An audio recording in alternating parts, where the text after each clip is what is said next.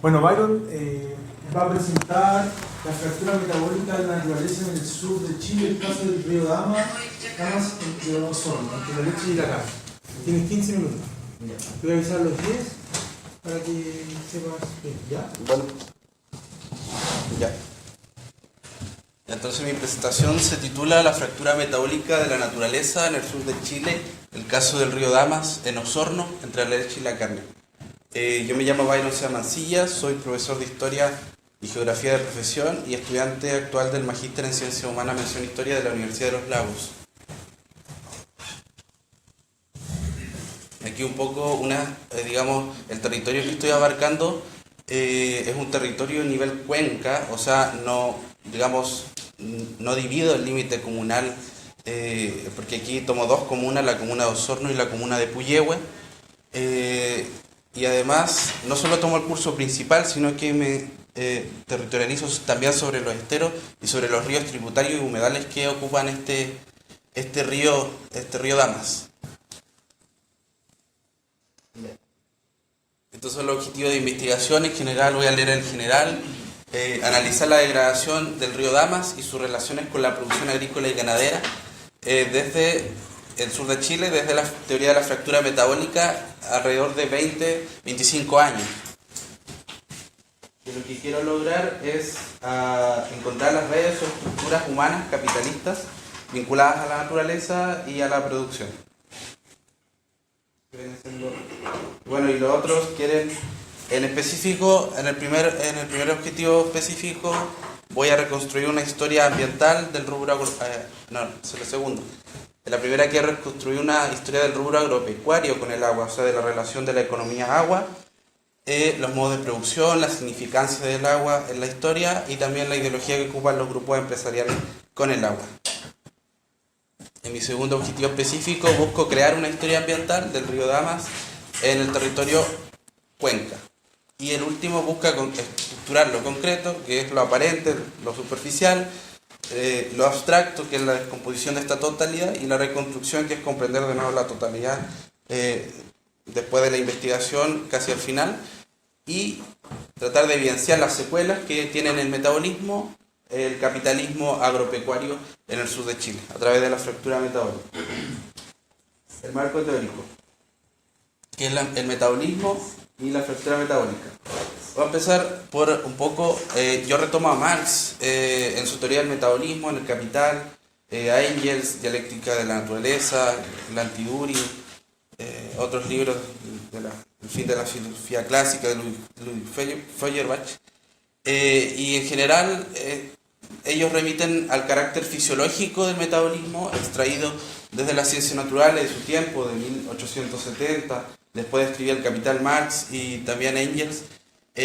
Toman un giro hacia comprender la relación entre la sociedad y la naturaleza, que es un poco igual lo que se han investigado en las últimas publicaciones a nivel internacional, de la Marx, Engels, Gesamthanke II en Alemania, y también los autores japoneses, estadounidenses, etc., que buscan, digamos, revitalizar esto que Marx y Engels en algún momento de su vida trataron de investigar después del Capital y que no había sido retomado en el siglo XX, y muy parcialmente fue retomado, que es comprender las relaciones sociedad-naturaleza.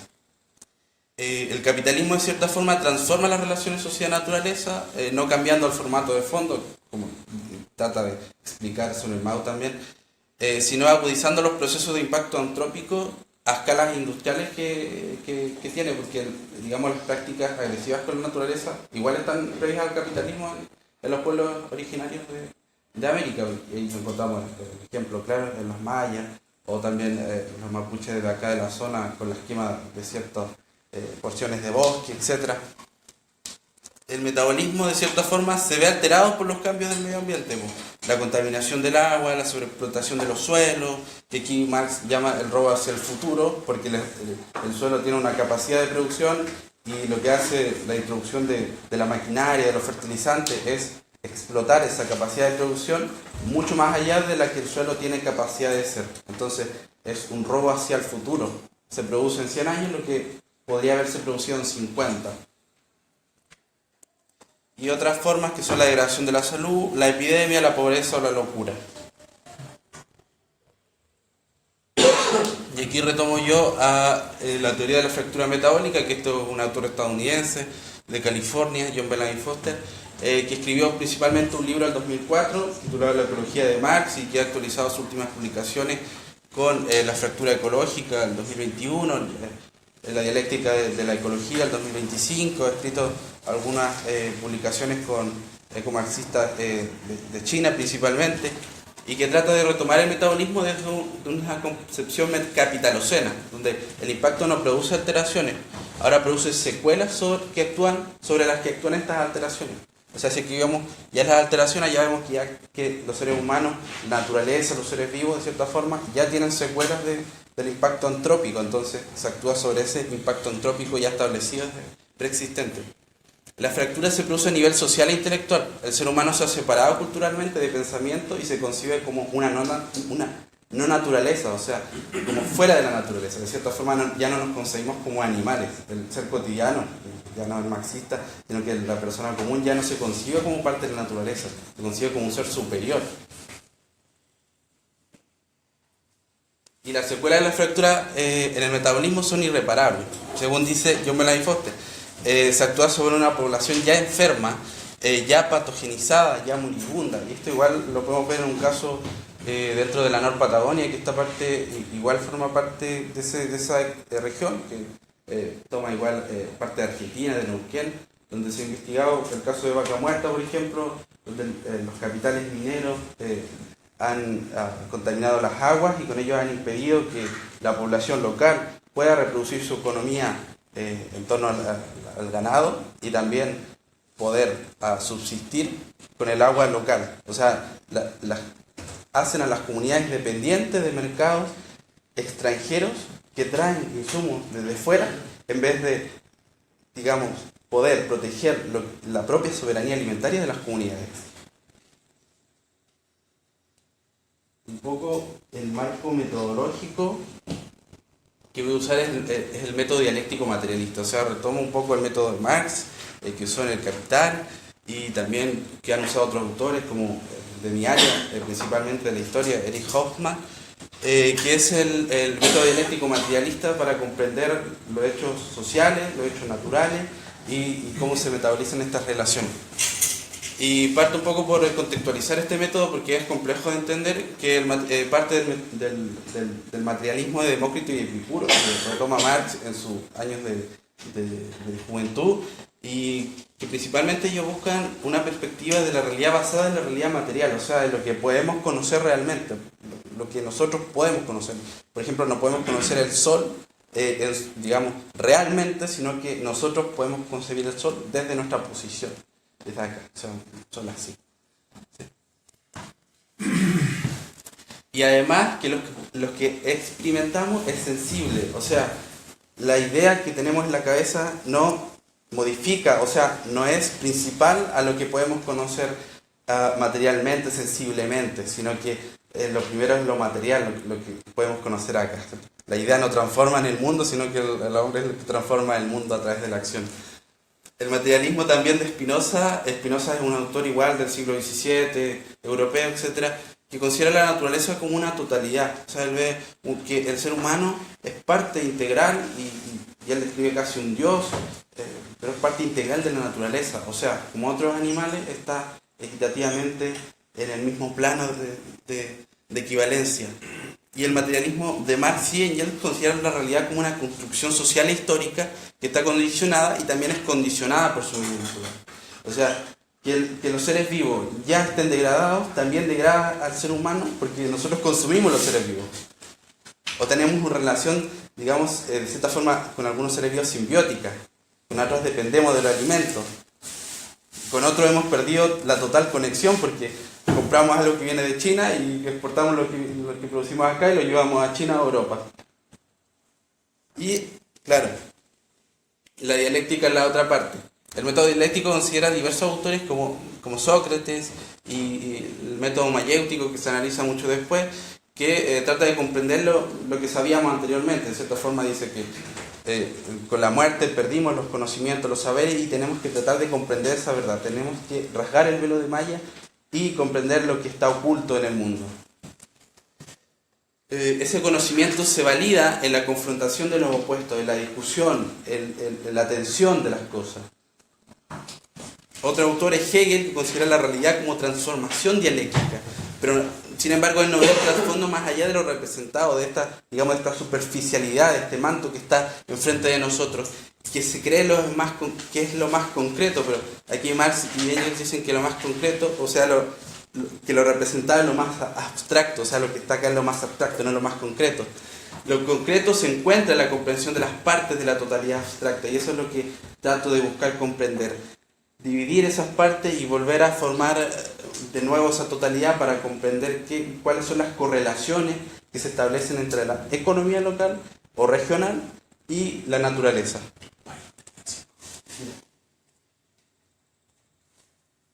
Y bueno, hay otros autores como clásicos que yo tomo, Lenin, por ejemplo, que considera necesario comprobar que la transformación de la realidad puede mantener el pasado en el presente, o sea que actualmente tenemos pasados presentes y tenemos que comprendernos respecto a ellos, y futuros posibles también, ¿por qué no? Y otro autor que es Lefebvre, que retoma el análisis y la síntesis como pruebas dialécticas. Existen interrelaciones que se dan en un análisis que está imposibilitado de abarcarlo todo realmente, o sea, tampoco trato de abarcar todo el problema a nivel mundial, sino que me remito a un caso particular, regional, histórico, pero sí de abarcar la totalidad de la realidad objetiva, y la síntesis reconoce el proceso de transformación y lo reinterpreta. En conclusión aquí, o en resumen, la metodología es un método dialéctico materialista de carácter cualitativa por el momento, de técnicas como la cartografía social participativa, donde iré un poco al mundo rural a cartografiar cómo han sido las transformaciones respecto a las comunidades humanas que existen ahí, el análisis de documentos, que son los clásicos, y entrevistas en profundidad que también no solo intervengan en el entrevistado, sino que vean su trasfondo material, sus reacciones en el lenguaje corporal o su trasfondo después de la entrevista. Y mis sujetos de estudio en general son productores, ambientalistas, profesionales, académicos, organizaciones particulares, parte del empresariado y otros sectores estratégicos.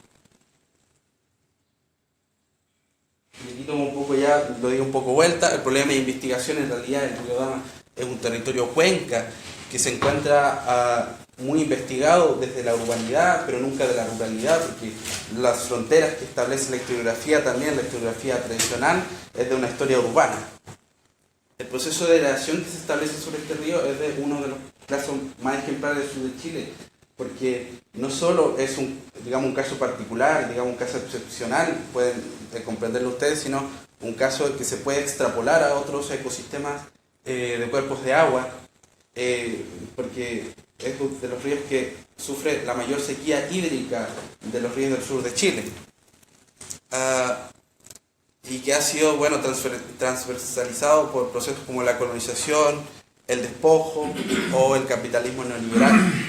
Es un proceso de ejemplo que sucede en gran parte del mundo, que se remite a la deforestación, a la muerte de los suelos, a los ecosistemas disfuncionales, a la alta vulnerabilidad de los ecosistemas acuáticos, a la fertilización artificial como medio de producción y de sostenibilidad de la producción de alimentos, y el mantenimiento artificial de praderas para vacas que producen leche y carne, que finalmente es la economía que trato de problematizar.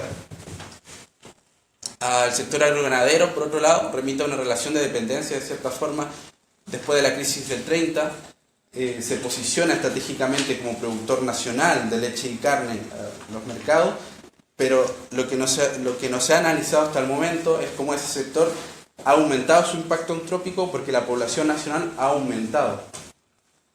Y remite a grupos de élite norpatagónica de ascendencia europea, creadores de redes cooperativas como Calo, Colún, Sago, Copinsen, Banco Solo y La Unión y cientos de otras empresas pequeñas, y actúan lógicas de empresariado reificado, donde se prefiere la cosa sobre la vida, donde la producción es manejada por las deudas son manejadas por el extractivismo de las aguas y campos, y la degradación remite a décadas de explotación productiva. Mi pertinencia a la educación de la investigación es que, actualmente mi profesor guía es doctor en antropología, profe de historia igual, pero yo establezco diálogo igual con la antropología desde la pertinencia indígena, de recuperar esa identidad, También establezco diálogos con la ecología a través de una profesora cotutora también en la conservación de la naturaleza, de los bosques y la fauna nativa y también las relaciones interespecies. Y diálogos también con la ciencia de las aguas, que es la limnología. Y mi objetivo último es articular una teoría de la fractura metabólica, ya no desde el conocimiento norteamericano, europeo, sino que más llevado a Latinoamérica, integrando autores como Adus, Mariátegui o quizás Gudinas, que hablan del extractivismo en general. Y estas son un poco de las referencias más clásicas, utilizo textos clásicos, actuales, etc. Ha sido mi presentación. Muchas gracias.